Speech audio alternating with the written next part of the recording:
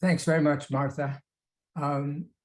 Hopefully you can, you in the audience can see my first slide. And as Martha indicated, I was a professor at the University of Pittsburgh until I retired. My email address is on the first slide, and I would welcome questions either during the talk, at the end of the talk, or by email afterwards. In fact, I would encourage them because I always learn from the questions.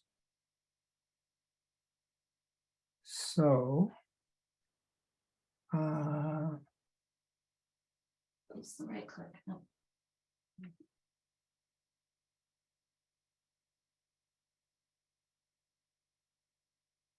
I don't know where all that's from.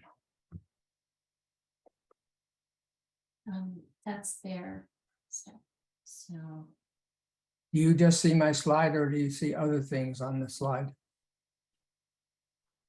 Right now, we just see a black screen. oh, you do. Okay, so let's do this. All right, and then let's new share and go back to this.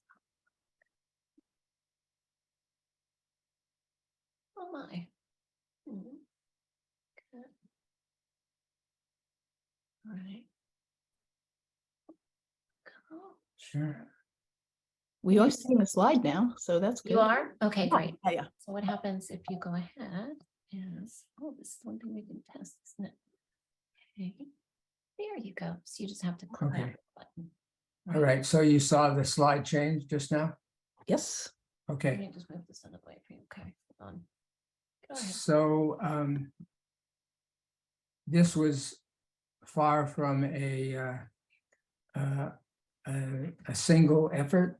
I show you here a large number of people and also a grant that I got from the National Institute of Neurological Disorders and Stroke. One of the most important people on this slide is Rich Smaney, and I will be showing some data that he collected later in my talk.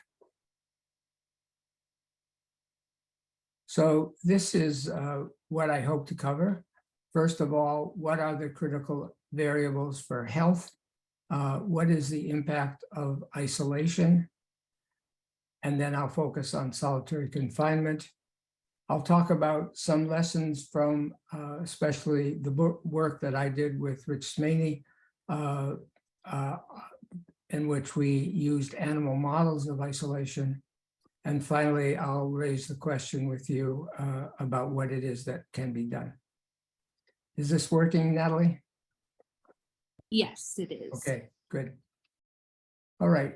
And as I said, I welcome questions. Okay, critical variables for health. Obviously, air, water, and warmth, sleep, a low level of stress, a healthy diet, physical exercise, and interactions with others. And I'm going to focus in particular on exercise and interactions, social interactions. So we have actually evolved to exercise. It's essential to our well-being. As you see here, a picture of hunters and gatherers, and it's estimated that the amount of exercise that people did when we were hunter-gatherers was the equivalent of about 10 miles a day of running. This is a long list of the effects of exercise. You have it on your handout, so I won't bother reading it, but I think you can see from this list that exercise has an enormous number of important effects on our health. There is also cognitive exercise, and that results in something called cognitive reserve. So on the left bottom part of the screen, you see a kind of illustration of the brain and the neurons and the capacity of the brain.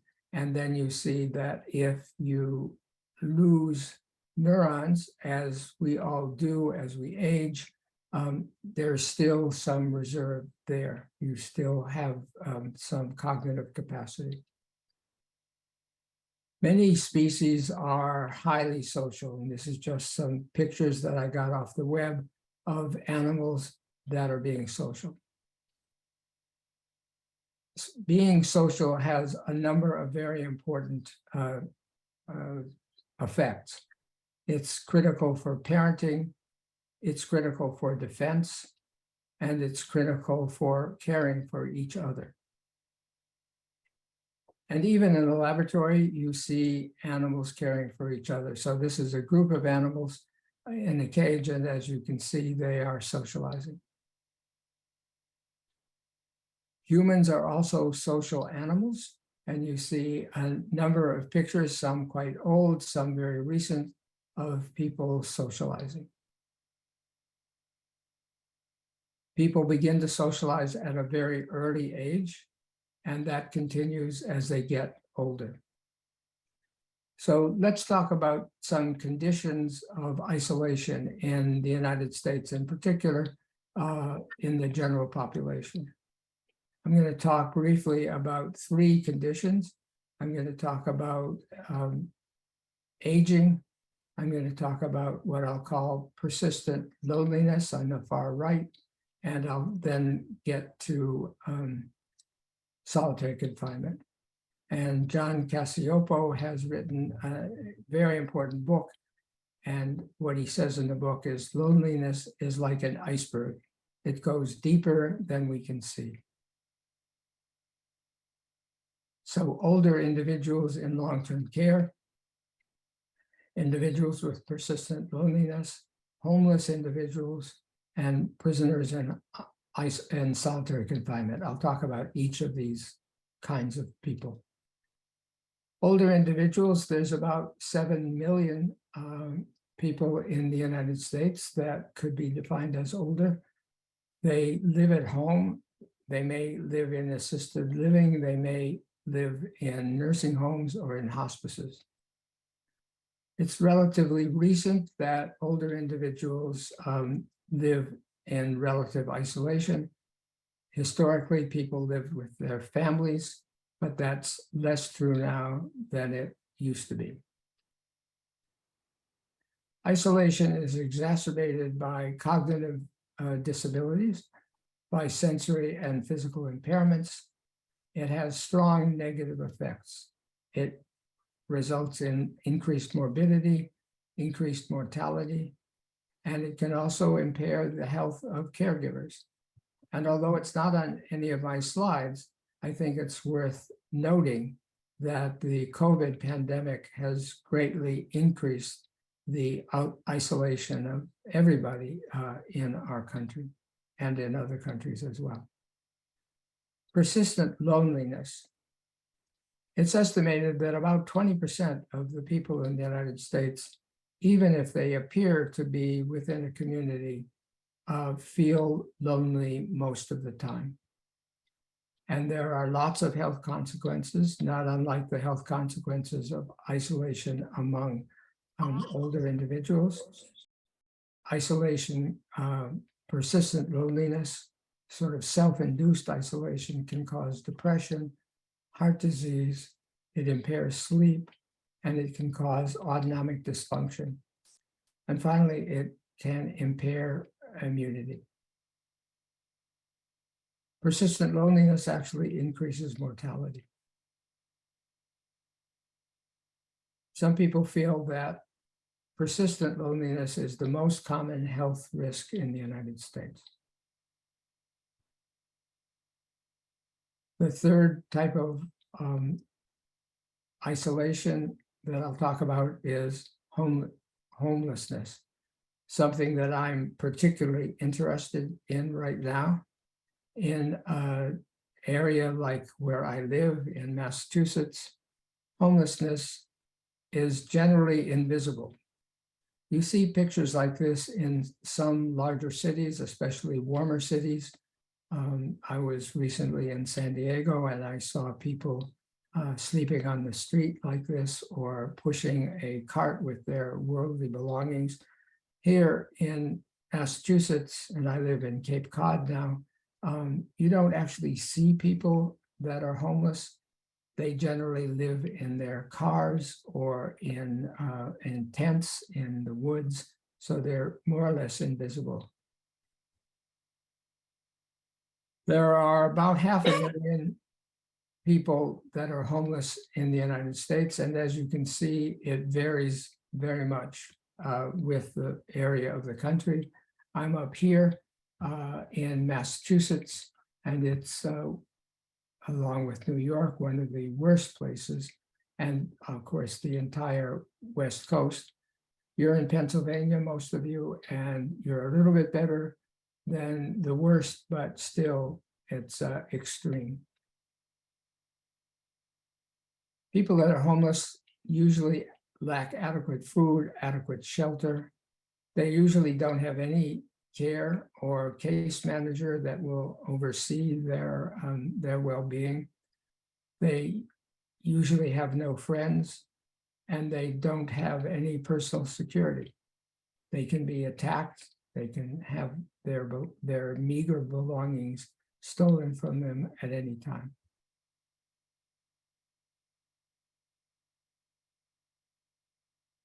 Many people, especially in climates like where I live, where the temperature gets down below freezing, there are many people who die who are homeless. So now let's talk about prison. The total number of prisoners in the United States is about 2.5 million. The United States has, though it's hard to believe, about 20%, 1/5 of all the prisoners in the world are in the United States. And many of these people are in solitary confinement. So let's talk about solitary confinement, our main focus for the rest of this talk. This is a real picture of a solitary confinement cell. It involves extreme social isolation. The cell is typically about 8 feet by 10 feet. It's hard to imagine what that's like, but I just show you a picture here, a solitary confinement cell on the left, 8 by 10, and a parking space, 9 by 18. So just wrap your mind around the idea of people living for days to weeks to months to years. And I'll introduce you to somebody who lived for 40 years in solitary confinement in a cell that was 8 by 10 feet.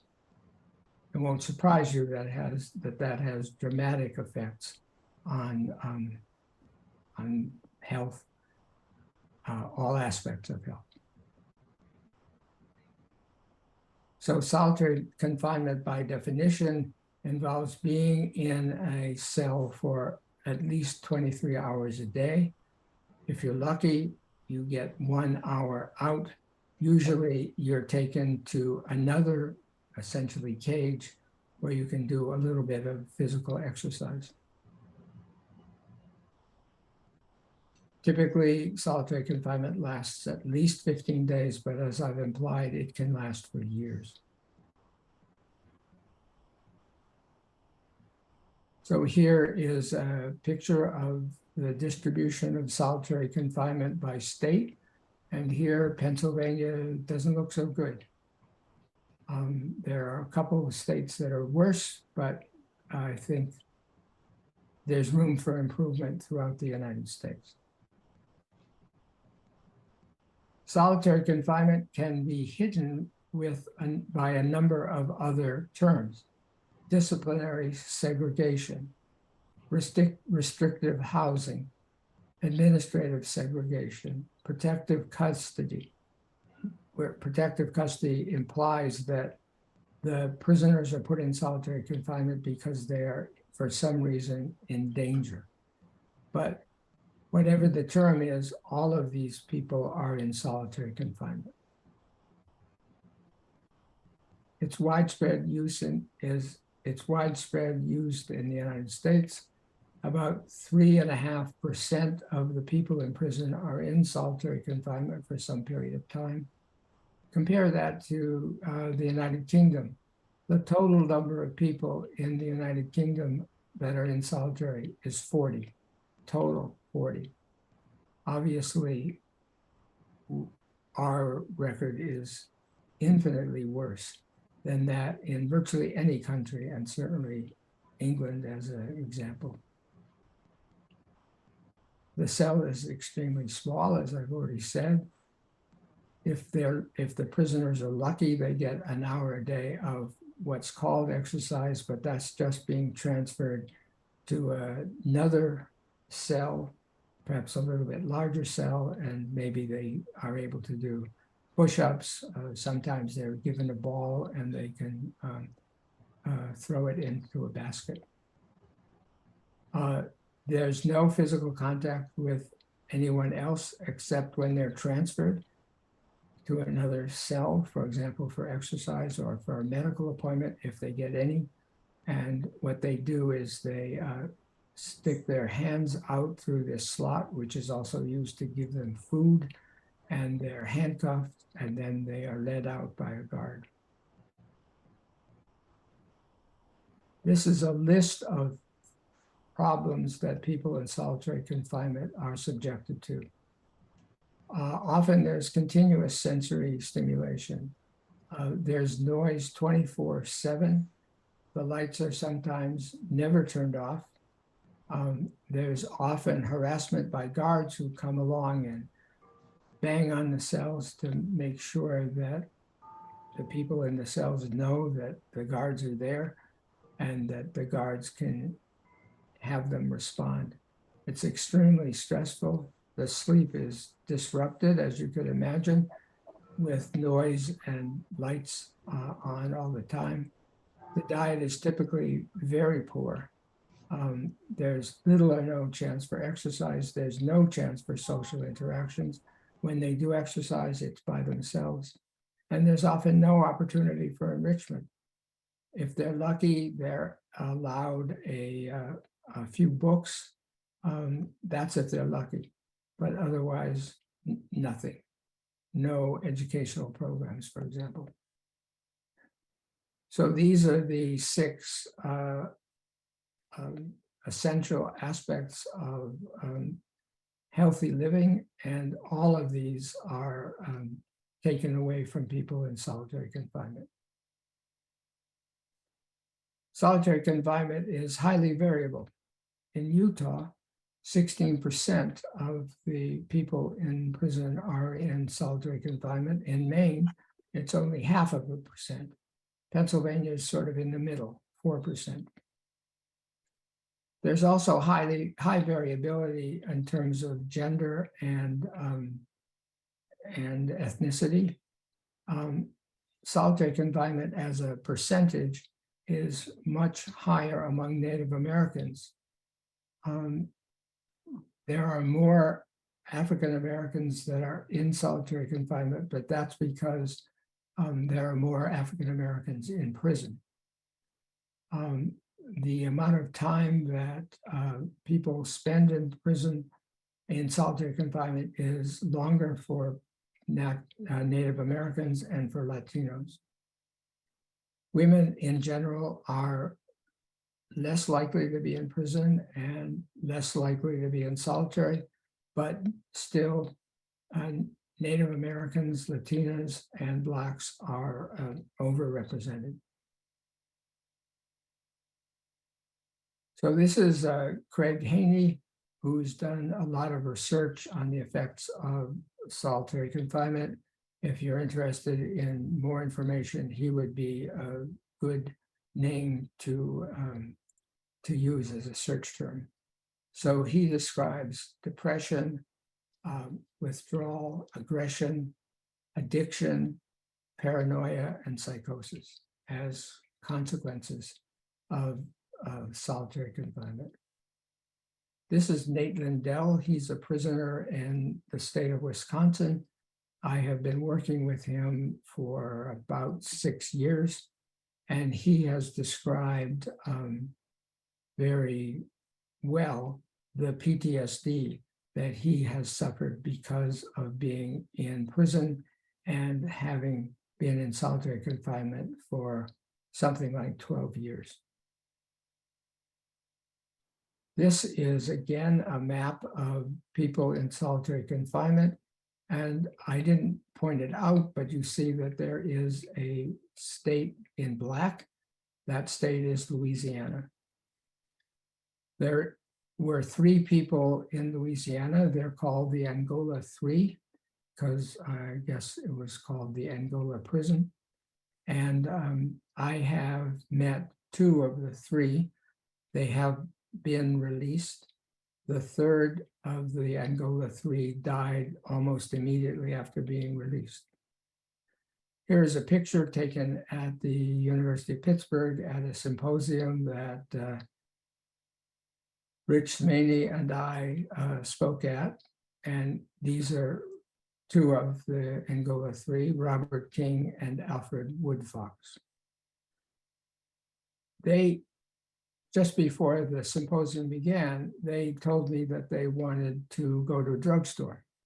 So I walked to the street where there was a drugstore. I pointed to the sign that was a sign of some drugstore like CVS.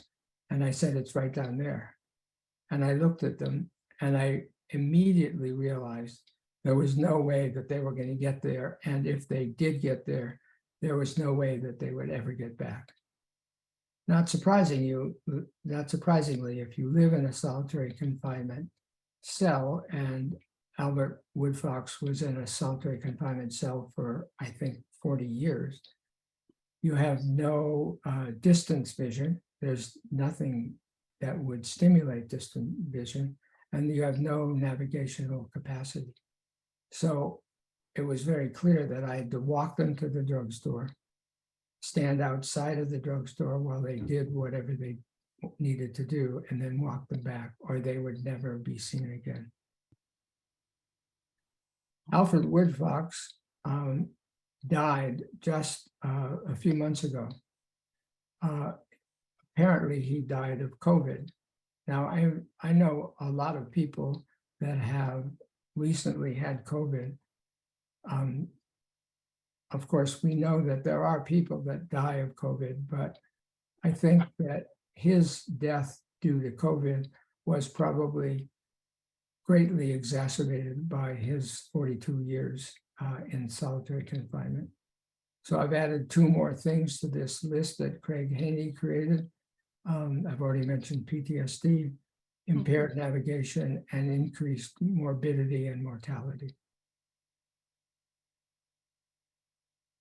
There are lots of other problems with people in solitary confinement: difficulty thinking and concentrating, obsessional thoughts, increased irritability, anxiety, hallucinations, autonomic dysfunction, exacerbated mental conditions that already existed, and increased likelihood of eventual suicide, usually after release. I know that some of the slides that you're seeing may not be on your handout. I don't remember if this one is, but I'd be glad to send anybody a modified handout. Okay, so the United States, as I've already implied, is an outlier with respect to solitary confinement. In Norway, 75 people per 100,000 are placed in prison, and they return to prison only at the rate of about 20% within 5 years. I mean, that's high. You would hope that people would not be re-arrested and placed in prison again. But compare that to the United States.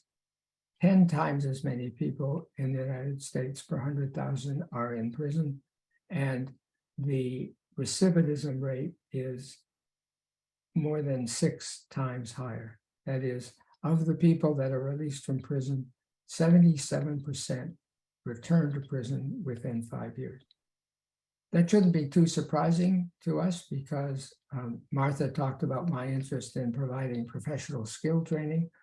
Needless to say, people in American prisons don't get any professional skills. They don't know how to put together a CV. They don't know how to handle an interview. And if they manage somehow to get a job, they usually aren't able to perform adequately. They lose their job, they're back on the street. The only way they can make a living, if you want to call it that, is through crime. They're rearrested and they're placed back in prison.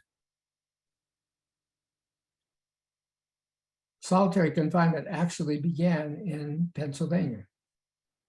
The prison was named, still is named, Eastern State Penitentiary. It was inspired many, many years ago by Quakers. And the idea was if you took somebody and put them in an isolated cell, usually with a window at the very top so they could look out at the heaven, they would become penitent. It was opened in 1829, right in the outskirts of Pennsylvania. This is the address, 2027 Fairmount Avenue, and I would strongly encourage you to visit it. I have visited it. It's a kind of blurry picture, but there I am in the Eastern State Penitentiary. It became a worldwide model. So isolation actually originated in Philadelphia, and other states and other countries began to use it with the idea that it would result in reform of the people who had been imprisoned. It was quickly discovered that people that were put in solitary confinement ended up having mental illness. Nonetheless, it was 150 years since the Eastern State Penitentiary model emerged before people stopped using it. It was only closed in 1971. It's still available. It's essentially a museum. And if you really want to get a sense of what life was like, I would encourage you to go to visit it.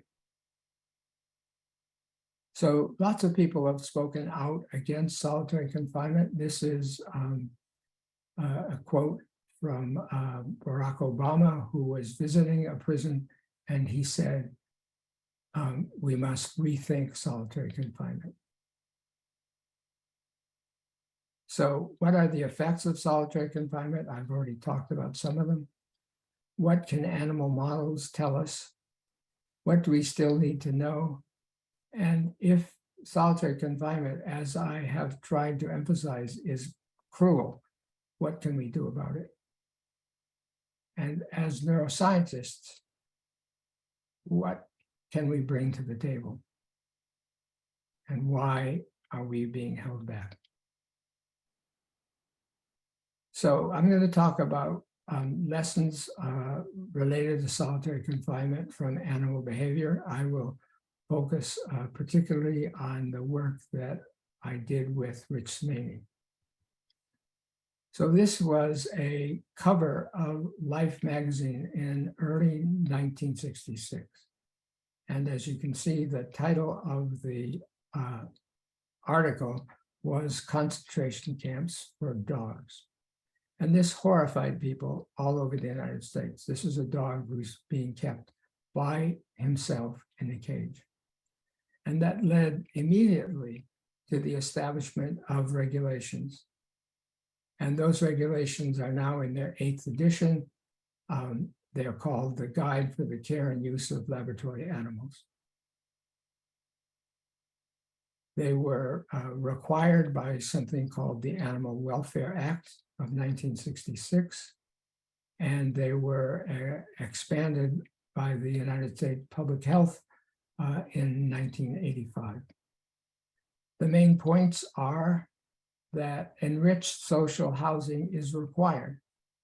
At the bottom on the left is a typical cage that when I started as a graduate student and even as a faculty member, people used.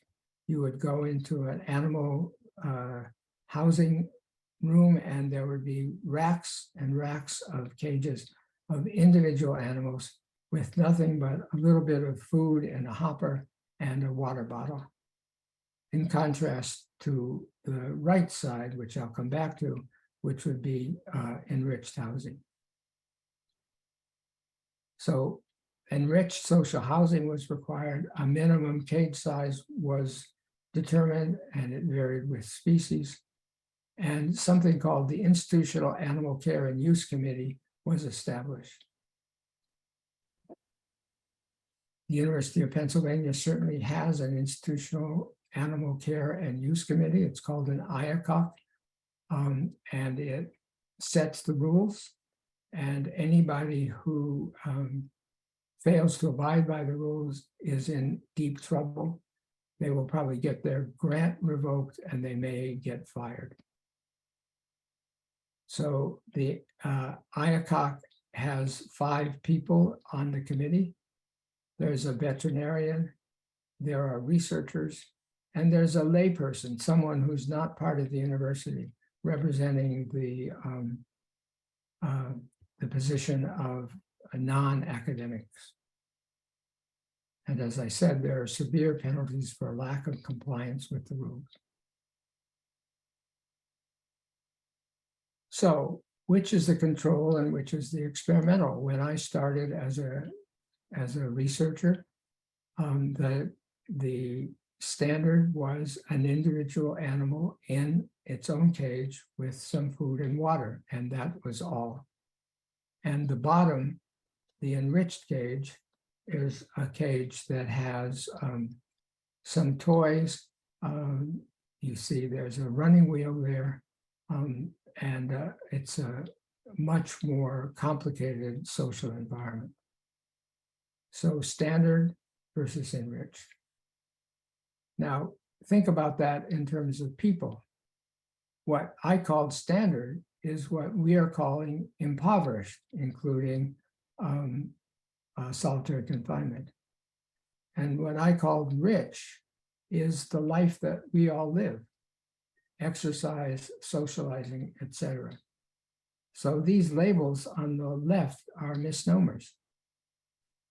What people used to call standard has to be thought of now as impoverished. And what people used to call enriched has to be thought of as normal. So let's take that a step further. Rich Smaney and I looked at social housing on the top left versus isolated housing, but we spent most of our time with what I'm calling enriched housing. And you can see there's not only a number of in this case, rats, but there are examples of mice and primates with ladders and things that they can climb on, running wheels. They're usually toys that they can play with, little balls, and they can interact with each other, and in fact, they do.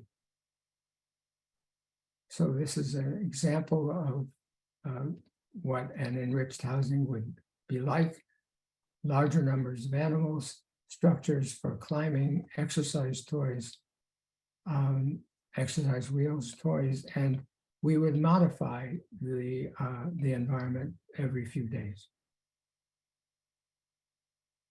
So Rich and I, mostly Rich in his laboratory at Jefferson, looked at 4 aspects. I won't go into too much detail, but we looked at the anatomical effects of isolation versus enrichment, the biochemical effects, the protective factors and the influence of housing and on those, and the anti-inflammatory capacity of the brain.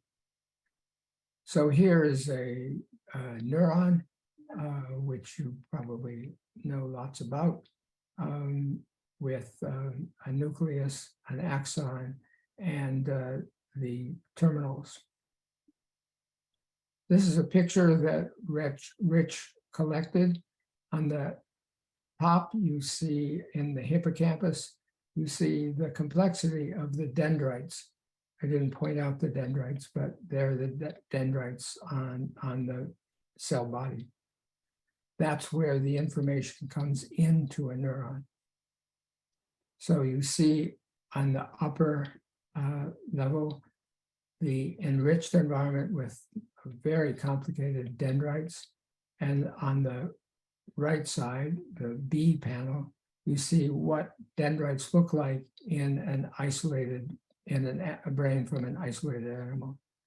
In the motor cortex, you see the same thing. The dendrites are not quite as complicated, but they're clearly diminished in panel D in animals that were housed in isolated conditions. Neurotrophic factors are critical to the health of a brain. They are released by cells, they are taken up by neurons, and they block cell death. So they're very important for the development of the nervous system, for the maintenance of the nervous system, and if neurons begin to fray, for the repair of the nervous system. One of the most well-studied trophic factors is something called BDNF, and you can see what happens in the red and the amount of BDNF in a particular area of the brain, the striatum, in an enriched brain, and on the right in yellow in an isolated animals that are housed in isolation. So it's the BDNF level is reduced by more than half. That leads to less repair of neurons, both naturally, because neurons tend to fray, if the brain is subjected to trauma and during aging. So the reduction in BDNF in isolated brains has very important dramatic effects. The brain also has a way of responding to inflammation. We're using lipopolysaccharide, LPS, as a inflammatory challenge. And as you can see, animals that are housed in isolated housing, IH, are very dramatically impaired with respect to the capacity to respond to an inflammatory challenge. So this leads to illness and more physical damage. So we've shown, and I haven't shown you all the data, that isolation results in a decrease in the number of nerve cells, a decrease in the repair of those nerve cells that remain. Not surprisingly, this leads to a decreased capacity for learning and memory, and it also decreases the flow of blood to the CNS. So that was all rats. And some people will say, well, yeah, that's rats, but what does that have to do with people? What can we learn about humans from rat studies? And the answer is a lot. So the overall anatomy of a rat, of course, rats are tiny compared to humans, but they have basically all of the same organs, as you can see here. The genes in a human are about 90% of the same genes that are in rats. The physiology, the regulation of the heart and the blood and the response of the animal to stress are essentially the same in rats as in humans. The rat or in this case, the mouse, is of course much smaller, and the brain is much smaller. But if you look at the organization of the brain, which is on the top right, all of the components of the human brain are also present in the rat brain, shown in the bottom right. So it's a much smaller brain, but the components of the brain are the same in the rat as in the human. And that would be true for the mouse and even more true for a primate. We have learned an enormous amount from animal research that applies directly to humans. These are 4 findings that resulted in a Nobel Prize that were based on animal research. The development of penicillin, of anti-malarial drugs, the whole idea of organ transplant, and a lot of what we know about brain disease first emerged from animal research. So what can we do about this? Charles Dickens, as long ago as 1842, said, "I hold this slow and daily tampering with the mysteries of the brain to be immeasurably worse than any torture of the body. I denounce it as a secret punishment which slumbering humanity is not roused up to stop." So that was 150 years ago, more. The Supreme Court has weighed in on solitary confinement. As long ago as 1890, Supreme Court Justice Miller said he had serious objections to solitary confinement. Much more recently, Justice Kennedy said that he thought it was impermissible, cruel, and unusual punishment. The United Nations has been even stronger. They called it cruel, inhumane, or degrading treatment, in some cases torture, and solitary confinement is actually prohibited under international law as dictated by the United Nations. So what can we do?